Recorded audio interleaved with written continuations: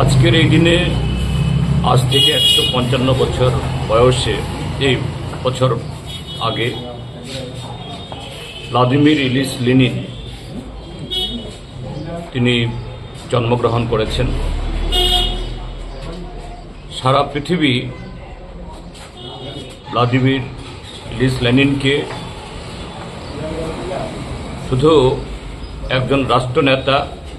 একজন বিপ্লবী হিসেবে চেনেন না, তিনি পৃথিবীর বুকে প্রথম বৈজ্ঞানিক সমাজতন্ত্র প্রতিষ্ঠার মহানায়ক। এই পৃথিবীর আরেকজন শ্রেষ্ঠ দার্শনিক কার্ল মার্কস, যে উদ্বৃত্ত মুনাফার তত্ত্ব আবিষ্কার করে তার সুষম বন্টনের মধ্য দিয়ে এই পৃথিবীর যে মানব জাতির মধ্যে যে বৈষম্য,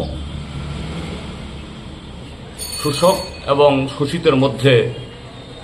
ব্যবধান ঘুচানোর যে তত্ত্ব আবিষ্কার করেছিলেন,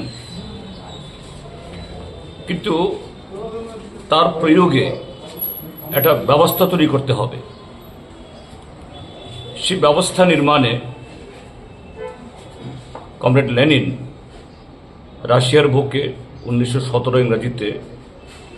বলশেভিক বিপ্লবের মধ্য দিয়ে প্রথম সমাজতান্ত্রিক ব্যবস্থা কায়েম করেছিল এবং সারা পৃথিবী তার সাক্ষী। এই রাশিয়ান বিপ্লবের মধ্য দিয়ে যে সোভিয়েত ইউনিয়ন তৈরি হয়, ইউরোপের সবচেয়ে পশ্চাৎপদ অঞ্চল এবং মধ্য এশিয়ার সবচেয়ে একটা দুর্গম ভূখণ্ড, যেগুলো আজকে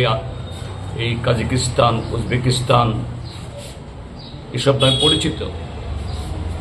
এই পুরো অঞ্চলটিকে, যেখানে নানা ধরনের জাতি বৈচিত্র্য, ধর্মীয় বৈচিত্র্য ইত্যাদি বিরাজমান ছিল, আজকের পৃথিবীতে এই রুশ বিপ্লবের প্রায় 100 বছর পরেও যখন আমরা দেখি নানা ধরনের বৈষম্য এখনো বিরাজমান, সেই জায়গায়